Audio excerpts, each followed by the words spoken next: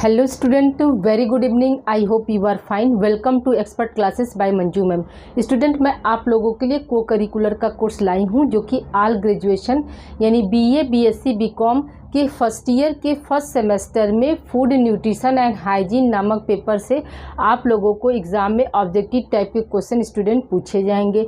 अभी तक आप लोगों का expert classes by Manju ma'am के द्वारा 1 चैप्टर कंप्लीट हो गया है और उसी का आज MCQ सेट है स्टूडेंट। ठीक है, तो आइए स्टूडेंट हम बिना समय गंवाए स्टार्ट करते हैं। MCQ सीरीज या सेट आपका पहला क्या है स्टूडेंट? आपका MCQ सेट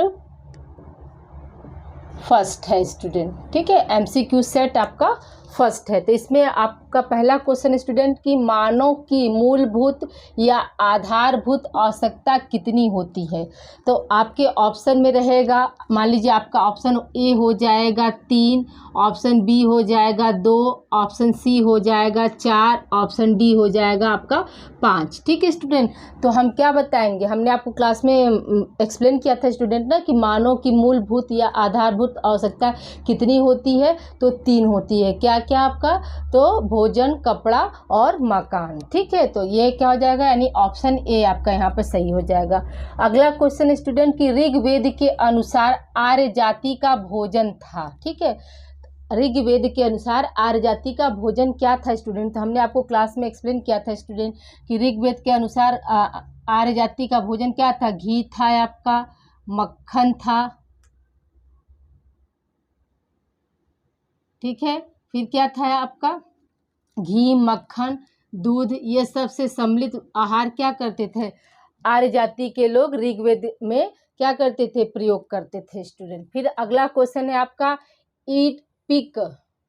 इपिक पीरियड किस काल को कहते हैं स्टूडेंट? तो हमने आपको बताया था स्टूडेंट कि इपिक पीरियड क्या था। तो आपका इपिक पीरियड था 1000 से लेकर 600 BC। बताया था स्टूडेंट क्लास में क्या कब का समय को हम कहते थे इपिक पीरियड? तो इपिक पीरियड आपका था 1000 से लेकर 600 BC था। 1000 से लेकर क्या था? 600 BC के मध्य के समय को क्या कहा जाता था? इपिक पीरियड कहा जाता था। कि मध्य के काल को या समय को क्या कहते थे? इपिक पीरियड कहते थे। अगला क्वेश्चन है आपका स्टूडेंट आधुनिक पोषण विज्ञान का पिता किसे कहा जाता है? ये आपका मोस्ट इम्पॉर्टेंट है स्टूडेंट। तो आपके ऑप्शन में है ग्रेगर जॉन मेंडल, दूसरा ऑप्शन है लेवाइजर, तीसरा ऑप्शन है हिप्पोक्रेटस और चौथा ऑप्शन है इनमें से कोई नहीं स्टूडेंट। तो हमने आपको क्लास में बताया था स्टूडेंट आधुनिक पोषण विज्ञान के पिता कौन थे? लेवाइजर थे। ठीक है, यानी ऑप्शन बी यहाँ पर सही होगा। ग्रेगर जॉन मेंडल को किसका पिता कहा जाता है स्टूडेंट? याद रखिएगा, ये जेनेटिक्स, फादर ऑफ जेनेटिक्स कहते हैं, या इन्हीं को हिंदी में हम जेनेटिक्स को क्या बोलते हैं? आनुवंशिकता। ठीक है, आनुवंशिकता के पिता कौन है? ग्रेगर जॉन मेंडल है। और हिप्पोक्रेटस कौन थे? तो हिप्पोक्रेटस जो थे वो क्या थे? आपके औषध विज्ञान के क्या थे? औषध विज्ञान के पिता कहा गया। किसको? हिप्पोक्रेटस को स्टूडेंट। ठीक है, आपका यहाँ से क्या हो गया? 3 क्वेश्चन आपका क्लियर हो गया। आपसे पूछा जा सकता है कि आनुवंशिकता के पिता यानी जेनेटिक्स के फादर ऑफ जेनेटिक्स किसे कहते हैं? तो हम क्या बताएंगे? ग्रेगर जॉन मेंडल बोलते हैं। हिप्पोक्रेटस जो है वो किसके पिता है? तो औषध विज्ञान के पिता है। और आधुनिक पोषण विज्ञान के पिता कौन है? तो लेवाइजर है स्टूडेंट। फिर अगला क्वेश्चन है स्टूडेंट आपका पोषण कितने प्रकार का होता है? आपका ऑप्शन में रहेगा 2, ऑप्शन बी है 3, ऑप्शन 4 है ऑप्शन सी है 4 और ऑप्शन डी है 5। तो हम क्या बताएंगे? पोषण क्या था? 2 प्रकार के होते स्टूडेंट। हमने आपको बताया था क्लास में कि पोषण कितने तरह के होते हैं? तो 2 तरह के होते हैं। कौन कौन सा स्टूडेंट? तो पहला होता था स्वपोषी और दूसरा क्या था? परपोषी। पहला क्या था आपका? स्वपोषी। क्या था स्टूडेंट? स्वपोषी। और दूसरा क्या था आपका? परपोषी। ठीक है, परपोषी को फिर हम क्या किए थे? 3 भागों में फिर फर्दर बांटे थे। उसमें भी पहला क्या था? मृतोपजीवी पोषण, फिर परजीवी पोषण और तीसरा क्या था? विभिन्न प्रक्रिया द्वारा भोजन का पाचन था स्टूडेंट। क्या था? विभिन्न प्रक्रिया द्वारा भोजन का पाचन था। फिर अगला क्वेश्चन देखिए स्टूडेंट, पोषण संबंधी खोज भारतवर्ष में कब प्रारंभ हुआ था? ठीक है, ऑप्शन ए है 1918, ऑप्शन बी है 1920, ऑप्शन सी है 1919 और ऑप्शन डी है 1922। तो पोषण संबंधी खोज जो भारतवर्ष में कब प्रारंभ हुआ था स्टूडेंट? तो हमने आपको क्लास में बताया था कि पोषण संबंधी जो खोज था वो 1918 ईस्वी में शुरू किया गया था। तो मतलब किस बीमारी पर पोषण का जो था खोज शुरू हुआ स्टूडेंट? तो याद रखिएगा वो कौन सी बीमारी थी आपकी? बेरी बेरी नामक रोग पर ही क्या था? पोषण का खोज किया गया था। बेरी नामक रोग किसकी वजह से होता है स्टूडेंट? तो विटामिन B1 की कमी से होता है। इसको विटामिन B1 का रासायनिक नाम क्या है स्टूडेंट? तो याद रखिएगा थायमीन है। ठीक है, विटामिन B1 का रासायनिक नाम क्या है? थायमीन है। थायमीन की कमी से ही क्या है? बेरी नामक रोग हुआ। जब यह रोग आया स्टूडेंट तभी क्या किया गया? भारत में पोषण का यानी न्यूट्रिशन का खोज किया गया। किस सन में किया गया स्टूडेंट? याद रखिएगा कि 1918 ईस्वी में किया गया था। अगला क्वेश्चन है स्टूडेंट, पोषण शास्त्र के इतिहास को कितने युगों में बांटा गया है? आपका ऑप्शन ए है 3, ऑप्शन बी है 2, ऑप्शन सी है 4 और ऑप्शन डी है 5। तो हम क्या बताएंगे? पोषण शास्त्र के इतिहास को कितने भागों में बांटा गया स्टूडेंट? तो 3 भागों में। ठीक है स्टूडेंट, पहला क्या हो जाएगा? प्राकृतिक अनुयोग, दूसरा आपका हो जाएगा रासायनिक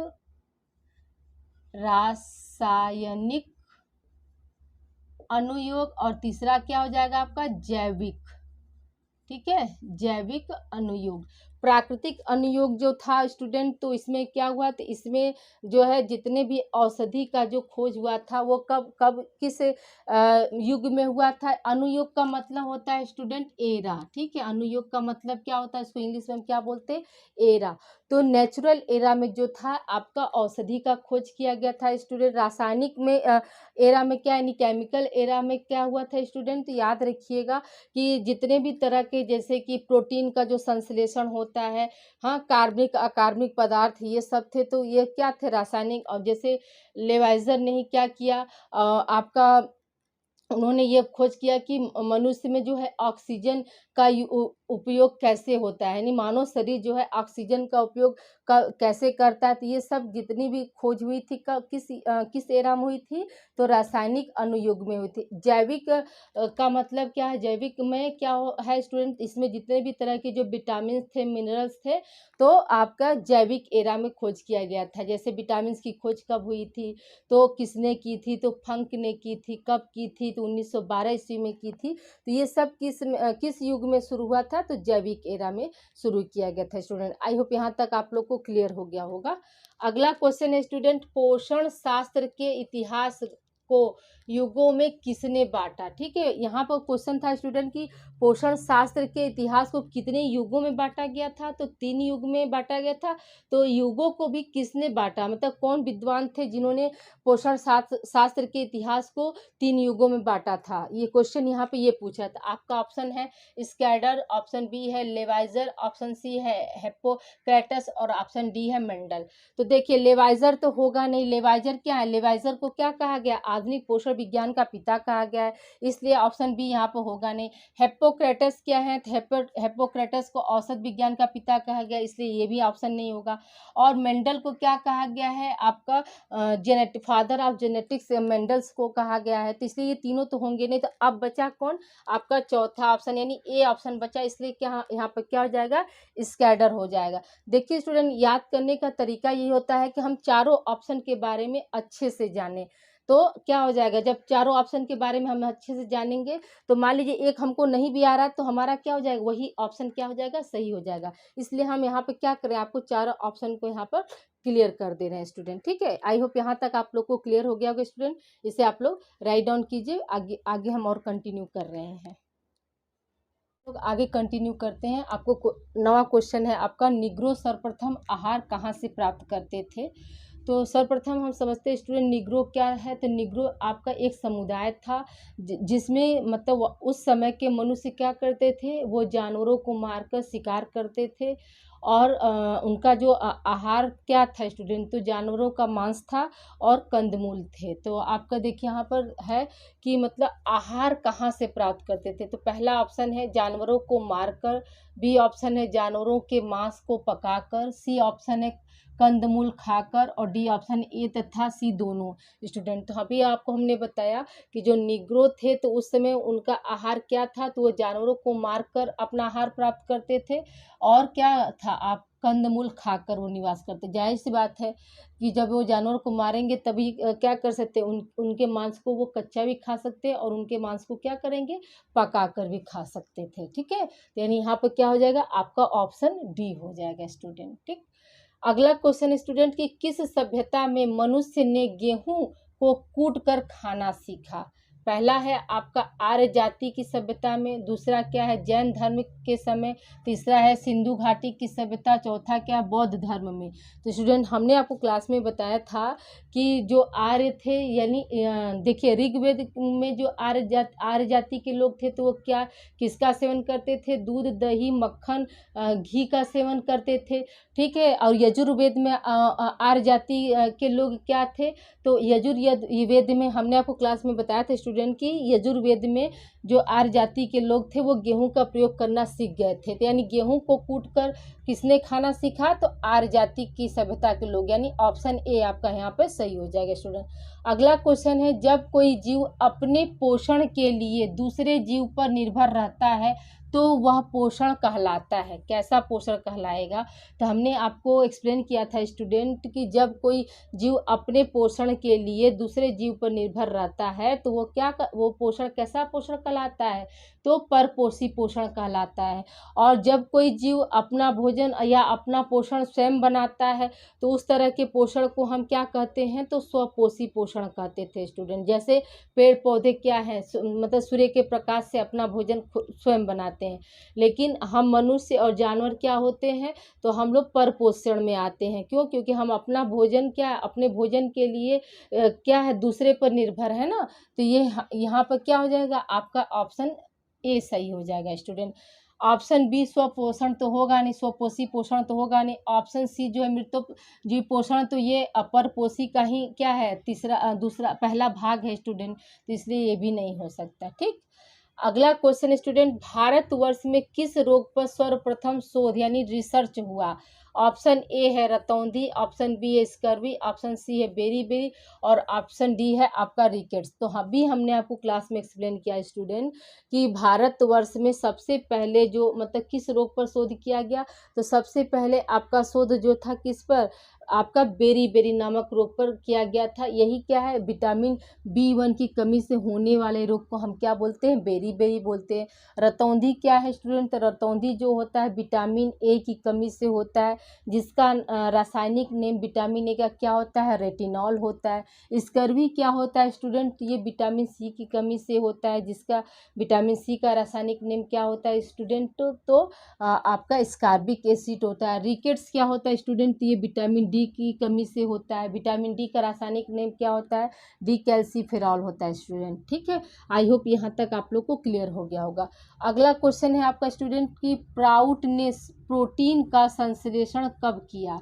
ठीक है, यानी किस वर्ष में प्राउट ने प्रोटीन का संश्लेषण किया था। आपका ऑप्शन है 1820, ऑप्शन है 1834, ऑप्शन है 1720 और डी ऑप्शन है 1721। तो याद रखिएगा स्टूडेंट प्राउट ने जो है प्रोटीन का संश्लेषण आपका 1820 ईस्वी में किया था। और ये किस एरा में हुआ था स्टूडेंट, याद रखिएगा कि रासायनिक एरा में हुआ था। किस एरा में हुआ था स्टूडेंट, रासायनिक एरा में हुआ था। रासायनिक एरा का शुरुआत कब हुआ था स्टूडेंट, याद रखिएगा कि 18वीं शताब्दी में जो है रासायनिक एरा का शुरुआत हुआ था। ठीक है, ये और प्रोटीन का संश्लेषण कब हुआ, संश्लेषण का मतलब कि बनना। ठीक है, तो ये कब हुआ स्टूडेंट, तो याद रखिएगा कि 1820 ईस्वी में प्रोटीन का संश्लेषण हुआ था।